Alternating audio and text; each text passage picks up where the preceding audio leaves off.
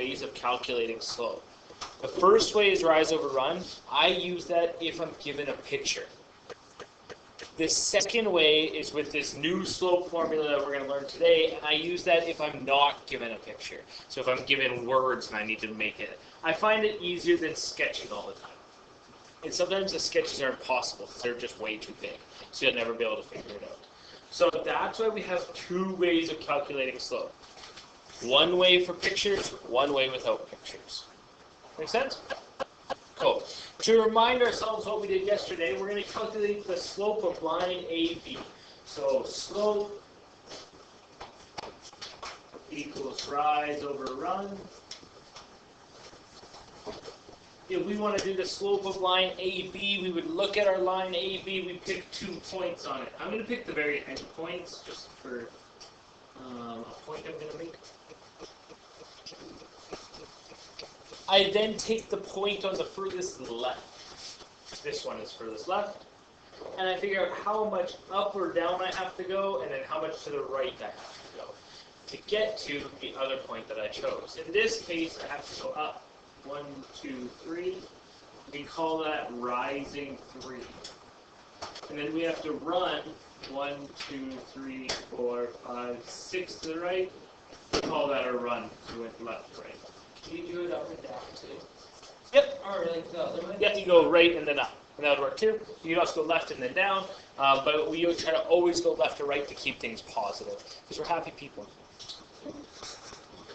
It's glad somebody appreciated that. Okay. If my rise was 3, that means my slope is 3 divided by my run, which was 6. My slope was 3 over 6.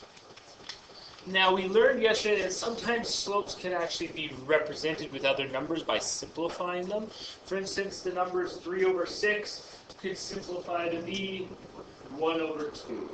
Because 3 and 6 can both be divided by the number 3. Your calculator can do that for you. So if you take your calculator, you go 1 divided by 3, hit enter, and go math, hit enter, and then enter one more time, and it'll tell you that the simplest form fraction is 1 over 2. We call it math frac. So you go 3 divided by 6, enter. It should give you a decimal. Then you go math, it's on the left-hand side of your calculator. The first option is frac, so you hit enter on that, and you hit enter one more time. And on your calculator, it'll say 1 over 2. And it converts decimals to fractions for you. Kind of handy. Okay, that's a review. That's basically everything we did yesterday. Calculating slope of a line given a graph. Okay, easy peasy. Today, we're going to work into how to do it using another method. To do that, we're just going to follow this activity here. So, part B says list the coordinates of points A and B. So the coordinates of point A and B. I look over here at my graph. Point A is at 1, 8.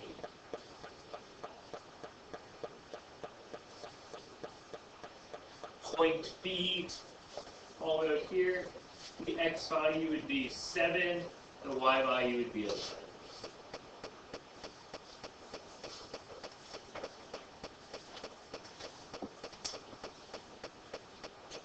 Awesome. Part C, it says subtract the y value of point A from point B. And then they write this little format here. What this means the y value of point B minus the y value of point A. That's how you would read that. So that little subscript, the little b next to it, that'd be y of B. So in our case, the y value of point B was this guy right here, was 11. Minus the y value of point A, that was at 8 right there. 11 minus 8 equals 3. Pretty simple, right? Take the y value, subtract the other y value. Part D, I want you to try doing that for the x's. So take xb and subtract xa.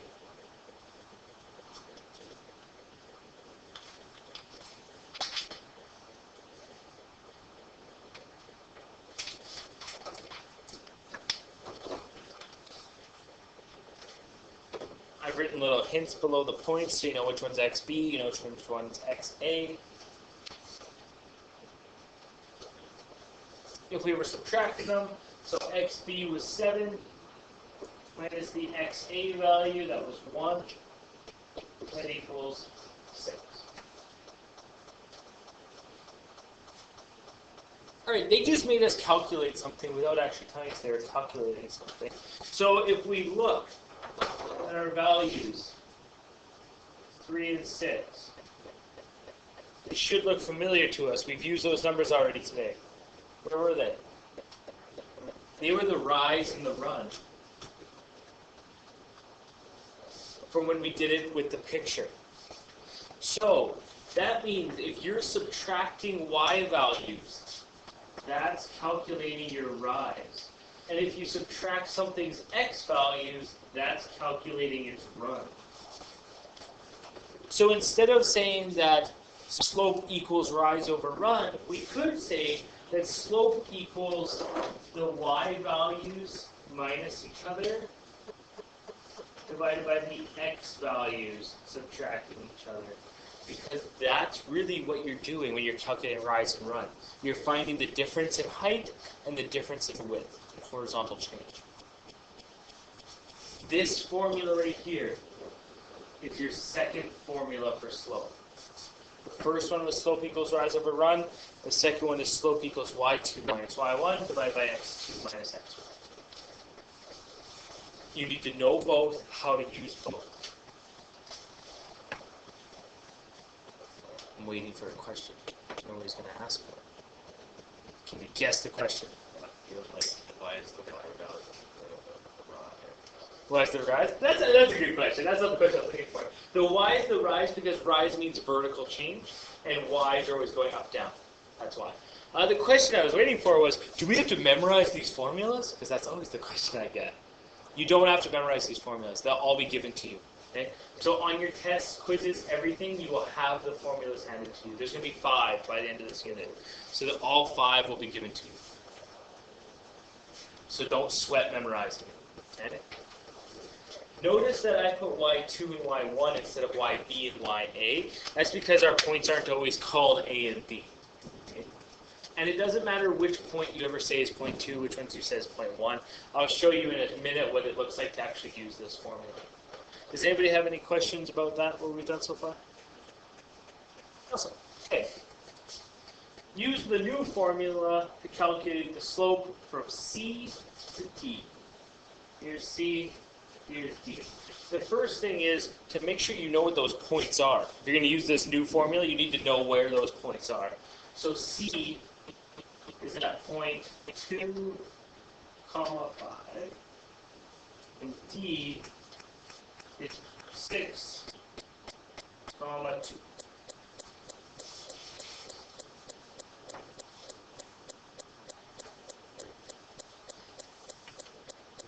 To use this formula, and it's in the bottom right-hand corner for you, you need to have a point 2 and a point 1. It does not matter which one you pick was to be which. Okay? So if you want C to be point 2, that's fine. If you want D to be point 2, that's fine. As long as whatever you pick, you stick to it. I know commitment's a hard thing for a lot of us, mainly males, but you can do it for this one, so it's okay. I usually just say the first one's point 1, the second one's point 2. I then write underneath it x1 and y1 so that I don't mix it up, and I know this is what I chose as point 1. This is what I chose as point 2, so x2, y2. Writing it underneath helps a lot. It makes sure we don't mix them up, because that's typically what people do is they mix them up. Once I've chosen one as point 1, one as point 2, all I need to do is fill out my formula. So slope equals y2. y2 is equal to 2 minus y1 is equal to 5. Divided by x2, which was 6, minus x1, which was 2. So I literally just fill out my formula. I then calculate the top, the numerator, and the bottom, the denominator, separately. 2 minus 5 is negative 3. 6 minus 2 is 4. My slope is negative 3 over 4.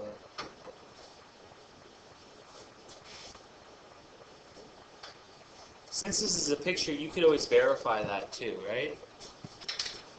Slope is negative 3, 3 down, divided by 1, 2, 3, 4 to the right. So it actually works out perfectly.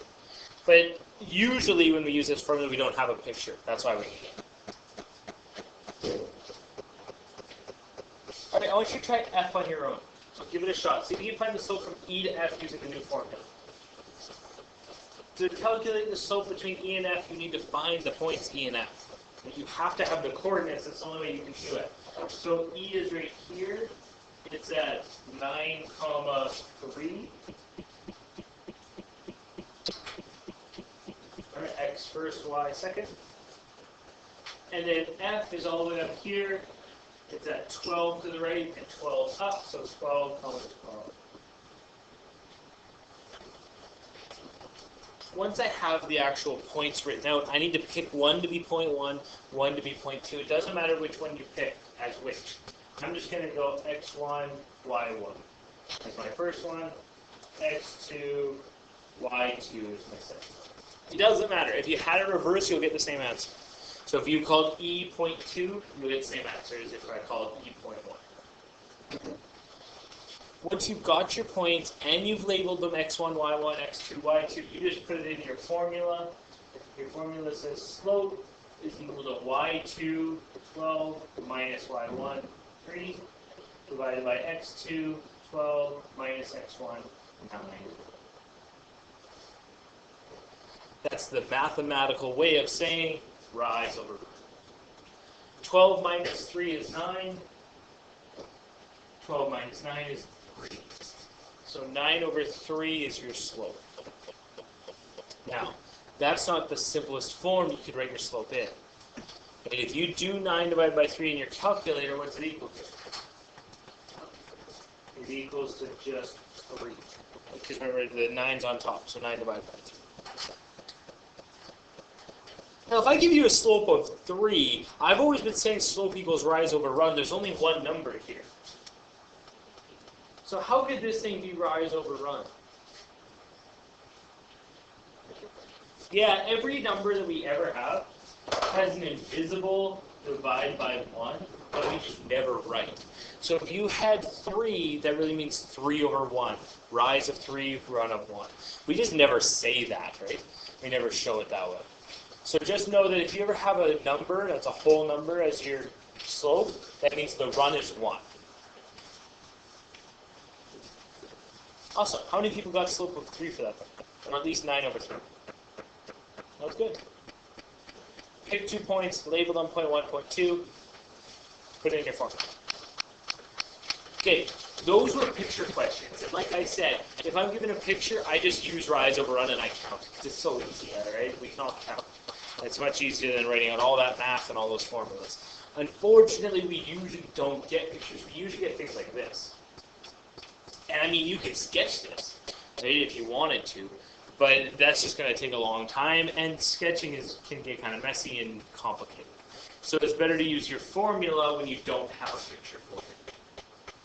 All right, this thing says, calculate the slope of a line that passes through point P and Q. Calculate slope of a line that passes through. That means a line between P and Q. I'm not given a picture, so I know I got to use my formula. To use my formula, one of my points has to be 0.1. I'm just going to say P is 0.1. So that's x1, y1. I'm going to say Q is 0.2. x2, y2.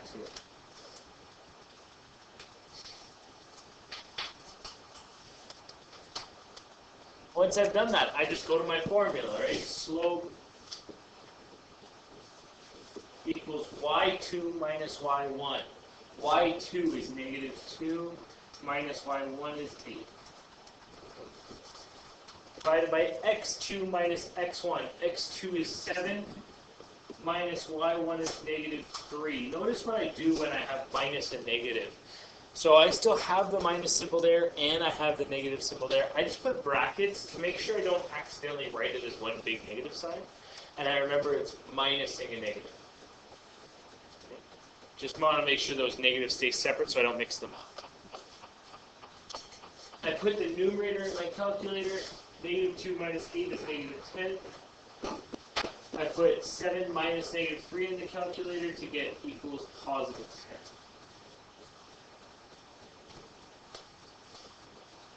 Seven minus negative 3 is like 7 plus 3, right? 2 negatives is a positive. 7 plus 3 is 10.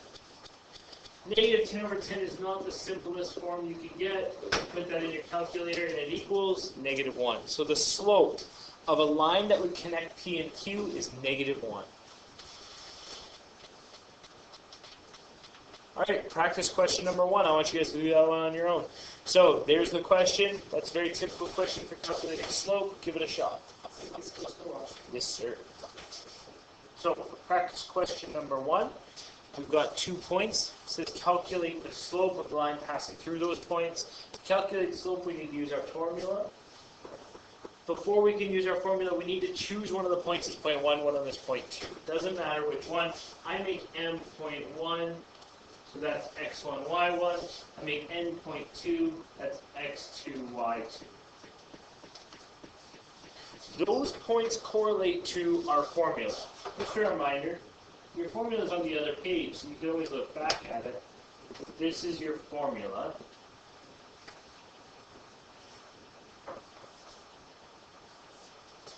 If you can tell, it says x1.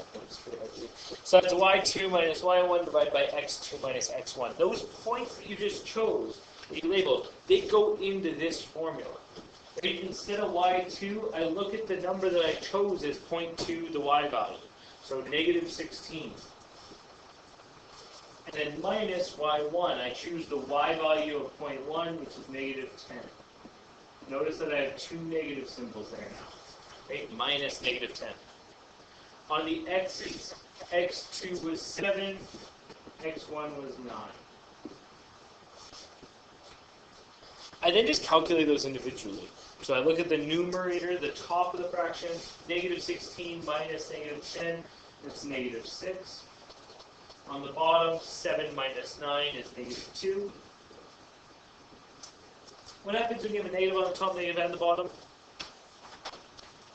Double negatives when you're dividing turns into a positive, so I should have a positive answer. If I try to my calculator, negative 6 divided by negative 2 equals positive 3.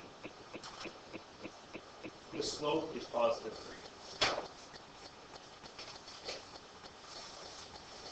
3. Anybody have any questions? Awesome. I know, like, calculating slope can kind of seem simple, right? And I kind of preached yesterday about how it's super important that you don't just understand it, you kind of master calculating a slope. Because the lessons 5.4, 5.5, 5.6 depend on you being able to just calculate slope in your sleep and get it 100% of the time all the time. Otherwise, the rest of the unit becomes really hard. Our end goal is to create equations that represent lines. To create an equation, we're going to need to be able to calculate slope. That's why we're doing all this work. And you have to be good at it. That's why you also have a lot of practice on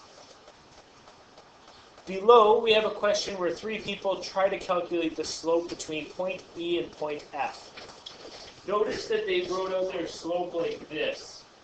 So M, E, F. Remember the letter M means slope, because that makes sense. Right? M, slope. Right there, so the letter in the middle. I don't know why they chose M as slope, but for some reason M means slope in math, so just go with it. If you see M, they're talking about slope. So this means slope between points E and F, for some random question that they're doing. Our goal, read the question on the bottom, is to figure out where these 3 people made their mistakes, because all 3 of them have different answers. So only one of them can possibly be right. And we're going to try to figure out who, or if it's anybody at all. When we look at Eleanor's work, we look at her first step, and she's clearly using the formula we just talked about. And we look at her numbers, she has negative 10 and 15 on the top. If you look at the points they gave you, that would be x1, x2, or vice versa. Where should your x values be in your formula? they should be on the bottom. Eleanor has her x values on the top. That's a no-no. You can't have x values on the top, so Eleanor for sure made a mistake, so she is not the person with the right answer. That's pretty common. For whatever reason, people just reverse them in their head, or they forget that x always comes first. Somehow they get it backwards, right? The second person is Bonnie. Bonnie looks like she did a better job. On the top of hers, she actually has y values, so that's good. Bonnie actually makes the number one mistake that we usually see in this. So our formula is y2 minus y1. That means 6 must be y2, and 8 must be y1. If this is y1, that means that the 15 has to be x1. It also means that if this is y2, the negative 10 has to be x2. You can't have one point be 0.1 and be 0.2. It's got to all be 0.2 or all be 0.1. If you look at Bonnie's x values, she goes 15 minus negative 10. She goes 1 minus 2, right? 0.1 minus 0.2. So she actually reverses the ones on the bottom, and that's probably the number one mistake that we get, is that people mix this up and they reorder them by accident. Whatever you call 0.2 has to go first, top and bottom. 0.1 has to go second, top and bottom. Doesn't matter which one you pick as 0.1 or 0.2, but you got to be consistent. Just stick with it. So Bonnie screwed up. Our last one is Carl. Carl fixes Eleanor's mistake, and Carl has his y values on the top and his x values on the bottom. And Carl fixes Bonnie's mistake, and he makes sure he has them in the right order. So he's got this as y2, this is x2, this is y1, this is x1. And he fills it out beautifully. Always has the 2 come first, the 1 come second. But if you look at his x values, there's something wrong with those x values. He only has one negative. It should be x2 minus x1. x2 is 15. x1 is negative 10. He only has 15 minus 10. He doesn't have 15 minus negative 10. So he just screwed up his negatives, and that actually happens a lot more often than we like to admit as well. So make sure you always keep track of negatives. Brackets really help. All right, that's kind of the 3 most common mistakes we see, at least in this unit. Hey, Jim. Oh, can we just like go back and just Yeah, so he could just make it 15 plus 10, and then it would be right. maybe just like negatives, we could go back and I don't know how you would recover from that. Because, like, if you do 15 minus 10, you get 5. He should have done 15 plus 10, so it should have been 25. So I don't know where you could add in a negative to fix that later on. Yeah. You kind of have to fix it up to start. Even though, like, it sucks having double negatives. Like, I personally hate it. So I get it. But I just rely on my calculator usually to make sure that it does it properly. Yeah, Bryce. I have to access some y's like that stuff there. It's 15 as an x and y as a negative. Right? Oh, I wrote it out wrong. That's fine. I wrote that out wrong, yeah. He didn't do it wrong. He did it right. I did it right. All right. Okay, that's all of our calculating slope. We are going to tack on one more thing today. It's called collinear. Okay, so it's a definition. It's on the next slide. It's the last thing we do today. Collinear means that if you took points, you could connect them all into a line. Collinear, connect into a line. Right? Just made that up on the spot. That's pretty good. So, if you have something that's defined as collinear, that means if you were to draw them on a graph, with 3 points, you could connect them all with one straight line. What does that mean about the slope connecting all those points? It means, yeah, not straight, but all the same slope, right? That means the slope that connects the first point to the second point should be the exact same calculation as to the next point.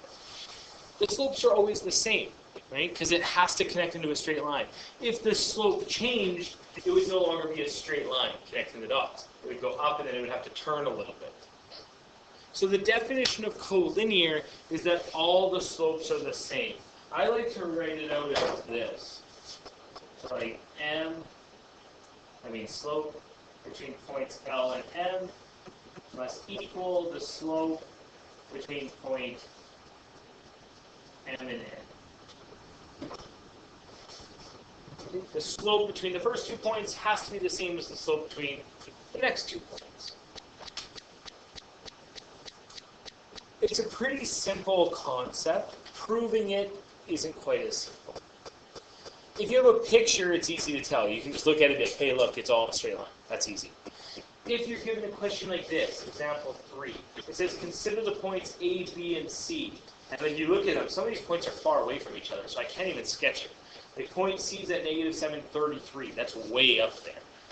Point A is at 5 minus 3, so that's down. Like, graphing that thing is going to be really hard.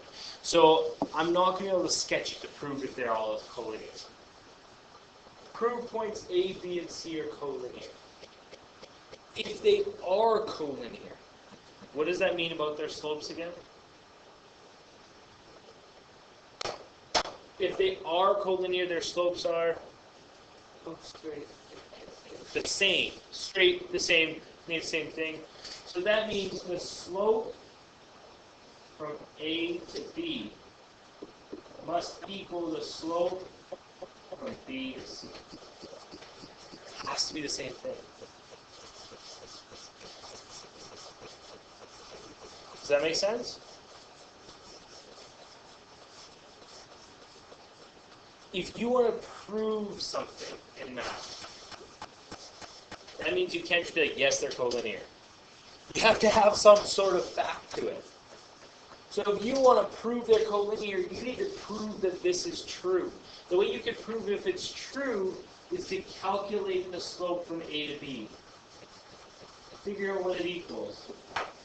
And then calculate the slope from B to C. And figure out what it equals. It's like 2 separate slope questions. So treat it like 2 separate slope questions. Do the one in red first, then do the one in the blue.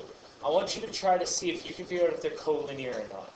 So I want you to be able to say, yes, they are, or no, they're not, by calculating these 2 slope values. So you give it a shot.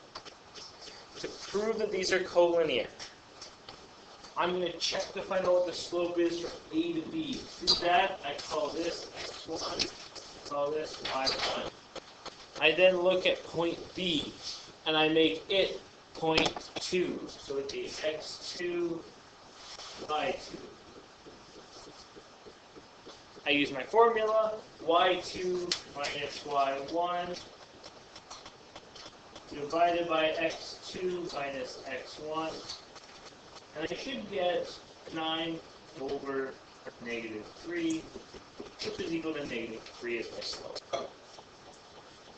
6 minus negative, that's like adding 3. So 6 plus 3 is 9. 2 minus 5 is negative 3. If I go 9 divided by negative 3 in my calculator, it equals negative 3.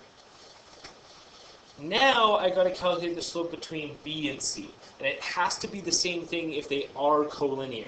If it's not the same thing, then they're not collinear. To do that, I take my points 1 and 2, and I erase them, and I redo it like it's a brand new question.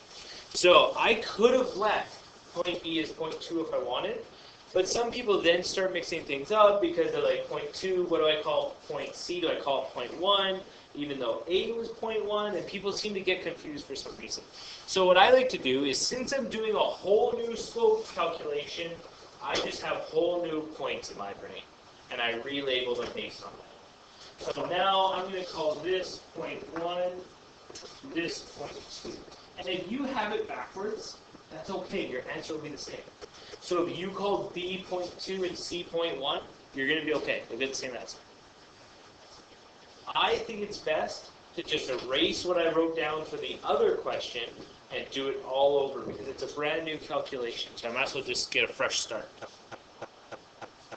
Then I use my formula. That gives me 33 minus 6, y2 minus y1, and then negative 7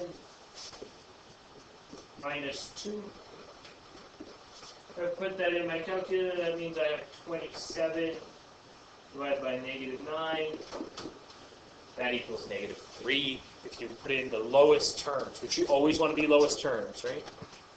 So 27 divided by negative 9 equals negative 3. Are these things collinear?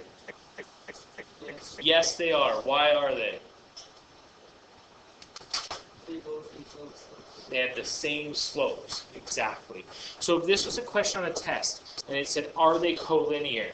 And you said yes, you would get 0 marks. The reason you would get 0 marks is the question would say, are these collinear? Explain your answer. Or are these collinear? Prove your answer.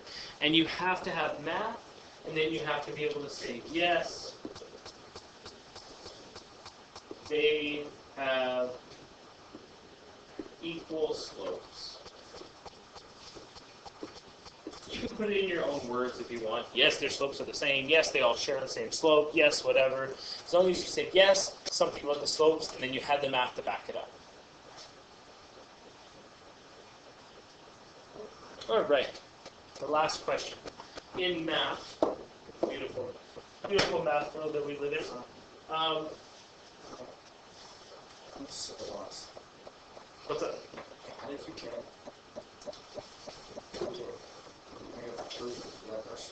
For B or for the blue? Yeah. So 33 minus 6. Do you have that calculation? Yeah. Okay. You get 27? No, I got You must expect something. Go 33 minus 6. That's all you have to calculate. Just the top. I don't know how you get 31.5. because I also have a problem. That's why. Keep these things as two separate. So calculate the numerator and then calculate the denominator separately. Yeah. So just calculate the top. 33 minus 6 is 27. Negative 7 minus 2 is negative 9. I don't understand because I read it for the right. There's one time.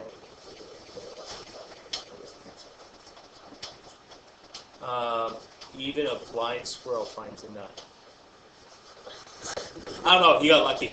It just worked out. Yeah. Maybe it had to do with the double negatives that it worked out for you. But I honestly don't know why it worked out the first time, not the second time. I would break it into 2 chunks. Okay. If you want to try doing that one massive calculation, just make sure you put brackets around whatever is on top and whatever's on the bottom, and then you should be good every time. And it probably has to do with somehow these numbers dividing and then equaling the same thing somehow. It's just lucky. Yeah. All right, in math, beautiful math, we talk about standard of excellence, and you're going to hear that term again and again. I don't want to move this because I forgot I was hiding all that other stuff. Standard of excellence in mathematics needs to get 80% or above. All right, so the way that diplomas are designed is that the majority of the class will be below standard of excellence. So you should be around the 60 to 70% mark. And then there's going to be 20% of any given exam that is standard of excellence questions. And you need to be able to get those right to be able to get 80 or above. Okay, that's just their phrasing for these are the really hard questions. That's what question B is. Okay, it's a standard of excellence question. It usually requires some outside of the box thinking to be able to do some jumps in mathematical logic to be able to actually answer the question. That's how most of your tests have been designed too, just for the record, where it's like most of you should be able to pass, right, and hit a certain level, and then there's like the questions that if you want to get 100% in this class, like these are the questions you have to be able to get right. And that's why you notice sometimes there's like questions on tests where like, that took me 2 seconds, it was so easy. And then there's some questions where you're like, I don't even know what it's asking you. Right? It's a big difference. It's trying to just sort people, basically. This is one of those. So we have a question that says, determine the value of y if the point D lies on line segment AC. There's a few jumps in logic we're going to have. the first jump in logic is if point D would be able to be on a line connecting points A and C, which were from the previous question.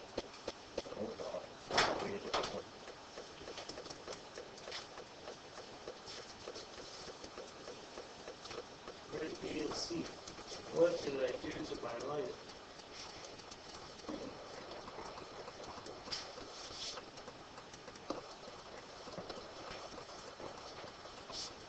There we go. Okay. If point D could be on the line that's connecting AC, that means that these things are all collinear, right? Because it's got to be on a line that can connect the ball. So that means A, C, and D would all be collinear things. If they're all collinear things, what does that mean about their slopes?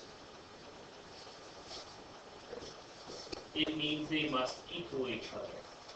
So that means that the slope from A to C should be the same thing as slope from C to D, because they're all on one big line. Do we know what the slope from A to C was? Have we calculated it before? We haven't. We've calculated A to B and B to C, but have we calculated A to C?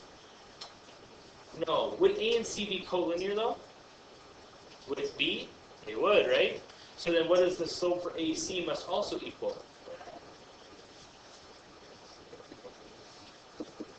It must also equal -3, right? Those 3 points are all collinear. So that means the slope connecting any of those points must all be the same because they're all on the same line. So that means your slope for C to D has to equal -3.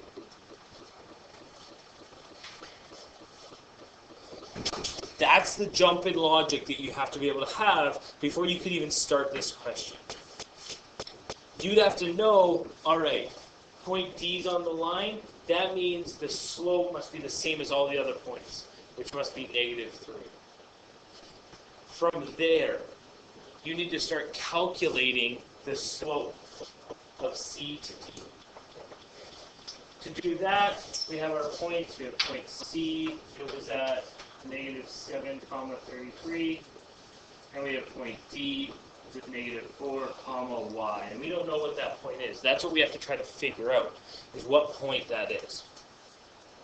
If I want to calculate slope, I call one of them point 1, and one of them point 2.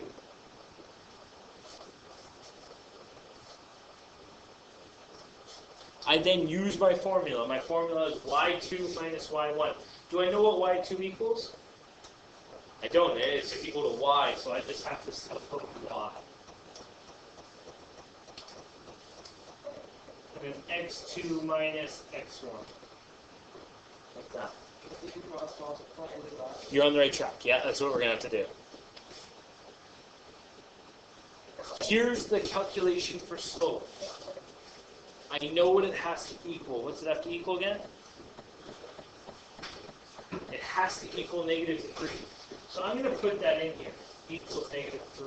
Because I know it's got to equal -3 when I'm done with it. Now at this point, some people could start guessing and they could get it. I can't. Like, I can't guess there and see what the answer is. Some people can. And if you can, that's awesome. Good for you. To me, I'd have no idea where to even start. So what I would do is I would calculate as much as I could. If I look at my x values, I can calculate that part. I can't calculate the y values because I don't know what that number is. So I would now change this to be y minus 33 over 3 equals -3. -4 minus -7 is equal to +3. I use my calculator to figure that out. From here, my goal is to figure out what y must equal. In math, that means we get y by itself. We try to isolate it. So the first thing we have to get rid of is the times by 3. To do that, we times both sides by 3. That's how we can move that 3 to the other side.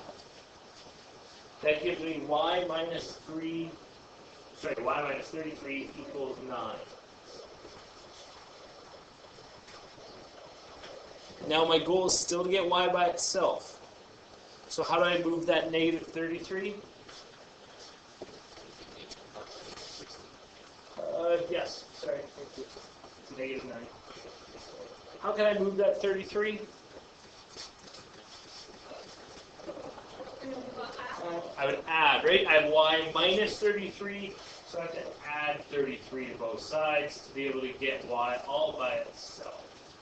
So that's y equals, I think it's positive 24. Yeah. That means if point D is in fact collinear, it's at negative 4, comma 24. That's the most hard of question we could ever give you for slope. That's a hard question. Biggest things I want you to know about collinear is it just means the slopes are all the same between every one of the points. If you can calculate and understand something like that, that's even better. That's awesome. But what's expected of you is knowing collinear means slopes are all the same between all the points. All right, we still got a good 15 minutes.